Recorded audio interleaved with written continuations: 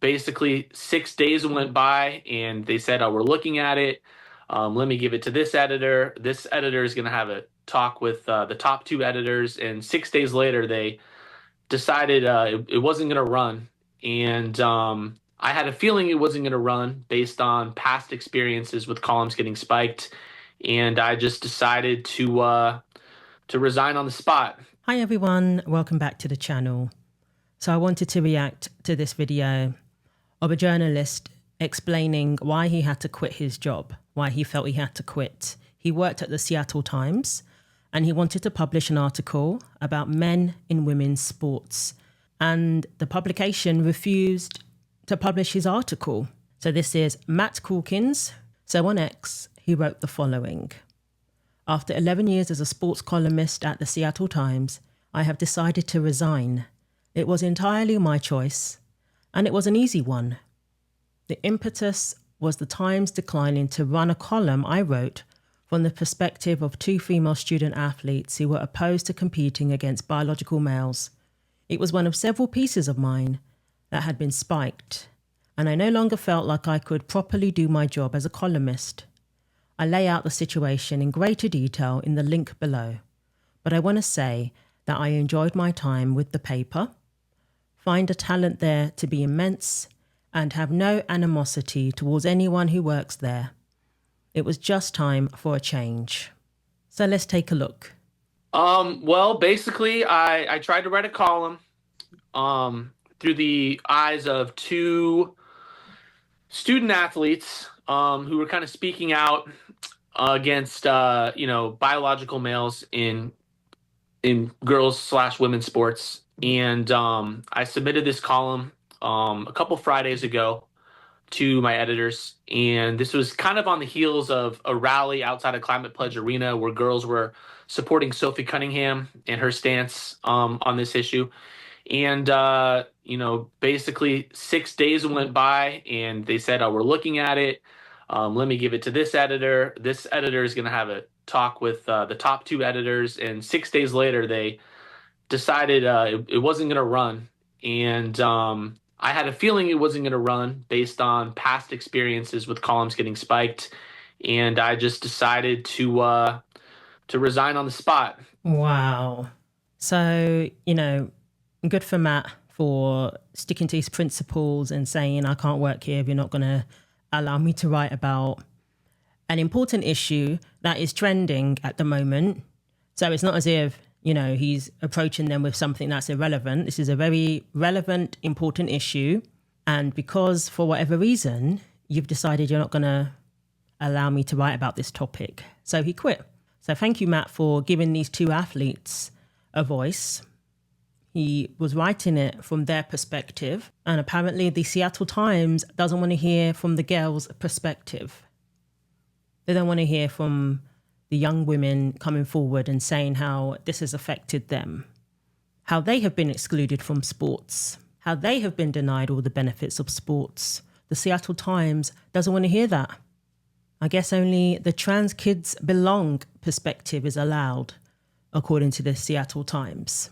And, as I mentioned in a Substack that I wrote, it sounds like an emotional decision. It sounds like a rage quit kind of thing. It wasn't something I was totally ready to do, just because I felt, I couldn't do my job as a columnist because I feel like they were, stifling my voice. What feedback did they give you about why you couldn't run it? All they said was that you didn't tell us you were doing this in advance, so we can't run it. But I didn't buy the excuse. I constantly will pitch stories to editors, a few hours before it's going to print. Yeah, they wanted you to pitch it to them so they could tell you, oh, don't go there. Don't even go there. They would have told you, don't waste your time because we're not going to publish it, or that's too controversial, or whatever excuse they give. How ridiculous. So we're only allowed to hear from the perspective that is in favor of their ideology. So this is Seattle we're talking about here. At the Climate Pledge Arena, we know that there was an incident involving one of the co-owners of the Seattle Storm who berated two 16-year-old girls, damn near brought one to tears, simply because she didn't agree with their sign, she didn't agree with them standing up for women's sports. And these are two athletes who had to compete against boys. They're not allowed to say what their experience is. They're not allowed to give their opinion about Sophie Cunningham defending them and standing up for their sports. How ridiculous. I'm sure most of you have heard that at the Junior Olympics, I raced against a transgender athlete in the 1600 meter race. I had heard of this happening around our country, but I never expected to encounter it firsthand. When all of the runners had lined up to race, I noticed that this athlete was built very differently than all of the other girls. But I didn't think much of it because we were on the starting line and we were about to race. It wasn't until we were on the podium that I heard the commotion of upset adults and kids. That is when I heard that the athlete that was standing next to me on the first place podium was a biological boy. Writers aren't allowed to write about it unless it's to pump people with propaganda and ideology. It's very, very disturbing what is happening to the media, what is happening to the press, what is happening to journalism. It's now become activism, propaganda, indoctrination. So Matt clearly understood that there was nowhere for him to go if he can't write about these issues from a different perspective. Now, obviously, this had a little more, this was a little more controversial than, hey, the Mariners, Julio Rodriguez should be moved to the middle spot of the order, for the Mariners. There's a little more potential blowback for this. But I didn't disrupt anything by sending it in early. It's not like I surprised anyone. It's not like anyone was caught off guard in the meeting. I just said, hey, you want to take a look at this? I wanted to make sure it was a polished draft before anybody got it. So I had it ready to go. I said no rush to run this. But I kind of had a feeling that it was going to end like that. I mean, maybe they're worried about the reaction from their readers because, again, this is targeted towards the Seattle area. And maybe they think it's not going to go down well, it's not going to be well received. And that speaks volumes because people cannot handle hearing people give opposing views. But at the same time, this is an 80-20 issue. So are they worried about, the loud minority who's going to kick up a fuss? Or do they want to, hear from the voices of people who have common sense, of people who think that girls should have their own category in sports? That's not unreasonable. At this level of competition isn't right and it isn't fair. All of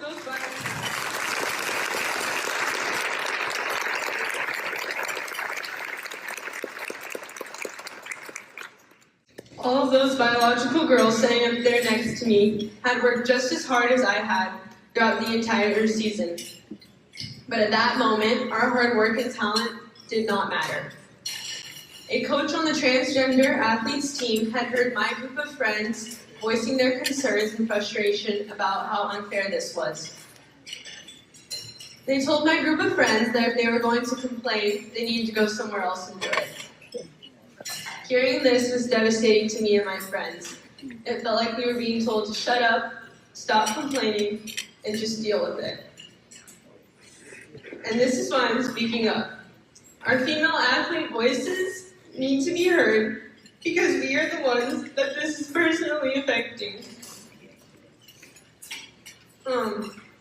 Going through this experience has been incredibly hard.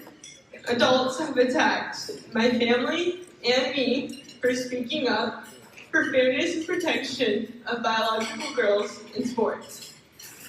But the way they responded to Matt's column, it's as if he wrote something that was highly offensive, and it is polarizing, unfortunately. It shouldn't be. But, many would say that it is a polarizing issue. I mean, look at the response to Sophie Cunningham saying something so simple.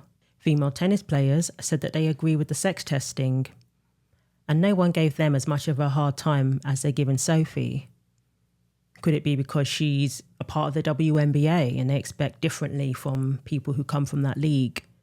They want them all to sound the same, speak the same, push the same rhetoric, I guess. You have done this before, right? And it was fine if you submitted something without telling them. Yeah. I've had columns spiked before that kind of went against the grain. And so anytime I would do that, And as I said in my Substack, I have a lot of respect for my editors. I don't know what I would have done if I were in their situation either. They're trying to balance controversy. They don't want a lot of blowback from the public. Yeah, that's what it's about. Because back in the day, it would be fine for a journalist to go against the grain. That would actually be considered edgy and refreshing. But now it's all about worrying about the backlash. They don't want a lot of blowback from the public. And I'm not an extremely political person by any means. I don't bring up politics really ever. I'll respond, to people bringing up politics, and I have my ideas on them. But in sports, I think there certainly is an intersection between, sports and culture and politics or whatever it may be. A lot of times I'll just write about, hey, here's the new Seahawks acquisition. Hey, look at Mike McDonald's defense. Hey, look what's going on with the Mariners. And I think that's what most people turn to the sports pages for. But there is a whole another, area to explore when it comes to sports and culture and that overlap. And when I can't explore that area, and I think a lot of readers are really starving for common sense in a lot of those areas, I just didn't feel like I could do what I was hired to do anymore. Just because you agree with someone like Sophie Cunningham on this issue, it doesn't mean you're transphobic. It doesn't mean you have anything against trans people. It's just acknowledging that two things can be true at once. You can feel compassion for someone who feels trapped in the wrong body, but you can also understand that there's a reason we separate males and females in sports. Exactly. It doesn't mean that you hate anybody or want people to not exist and all of this sort of thing. It's simply saying categories in sports are there for a reason, and those reasons are still very much a reality. So people who are experts when it comes to sports, they write about sports, they follow sports, and now with the history of all of it, it would be ludicrous for them to suggest that it's okay for men to compete in women's sports. Doesn't matter whether you're political or not. Anybody knows that it is common sense to have categories. And to see it happening before your eyes, of course people are going to call it out. Doesn't mean they hate anybody. But these are the accusations they level towards people who have common sense because they want to control how people think. They want to control, what people go along with. They want to indoctrinate people. It's very disturbing indeed. So I, for one, will link Matt's Substack in the comments. So if you want to support him, check that out. And again, thank you, Matt, for, it's just sticking by what you know to be right. We do need people giving a perspective of the young women who are involved in this, who have been forced to compete against men, boys. We need to hear from them so that people can have a real sense of reality about what they're coercing these girls to do and to go along with. It's not right. There's the physical advantage that males have. And that's the discussion we're trying to have. It's a delicate one. So stop throwing these labels around, that you're a transphobe or you're a bigot, because that's not getting anybody anywhere. And that was the main theme of the piece you were writing, right? Yes. If you read between the lines, I think you could probably tell where I stood on the issue. I'll come out and say it. Like, I support Sophie's stance. But I didn't even make it that clear that I was in support of Sophie or Annalie or Francis.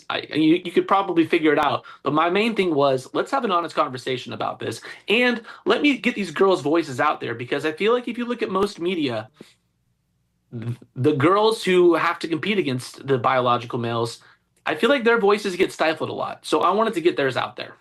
Wow, that's really good to see that he's given them a voice. He's given their perspective. It's a shame that, the Seattle Times can't get with the times and understand that a lot of people agree with Sophie Cunningham. Most people agree with Sophie Cunningham. And then people can make up their own minds. You don't have to stifle the voice of people speaking out on all sides. You don't have to stifle the work of these journalists who are just listening to people and writing from a different perspective. You don't have to stifle that. Just amazing. I know what Matt must be feeling today. I've been there. When I quit, so many of you had my back. I hope sane people will have Matt's back too. Thank you, Matt, for standing up for the voices of these girls. So again, if you want to support Matt, check out his Substack. And, it's so commendable when we see that these journalists stand up for the truth, stand up for common sense, and they can still write their articles and be impartial. That sounds like, you know, what he was doing in that column. He wasn't even trying to sway people either way. But it's about time that people start listening to the girls, rather than them being in fear of speaking up because they're going to be labelled. I mean, look at the response to Sophie Cunningham. She's getting booed everywhere she goes. And then when she competes in a place where most people are going to be in celebration of her playing in that game, they don't let her play. They bench her. This is what happened when she played in Texas. You know, it could be a coincidence, but I find it, you know, an odd coincidence that she happened to be benched for most of the game when she was playing in Texas, of all places. You just want to send her out there to get booed? The one time where she's going to receive a lot of cheers, more cheers than boos, she's benched. So people can see what is happening. It's as clear as day. And, you know, no one's falling for this anymore. People want to hear from the girls. So it's a good thing that we have journalists like Matt who are in these woke cities. And I can imagine that this publication is targeted towards people who need to hear from these girls, who need to hear a different perspective. And maybe, just maybe, their minds can be changed, or they can at least have more understanding before they start labelling people. So let me know what you think. Thanks for watching. Like, comment and subscribe. Take care of yourselves, and God willing, I will see you in the next video. And a huge thanks to all of those who have hyped my videos. It is greatly appreciated.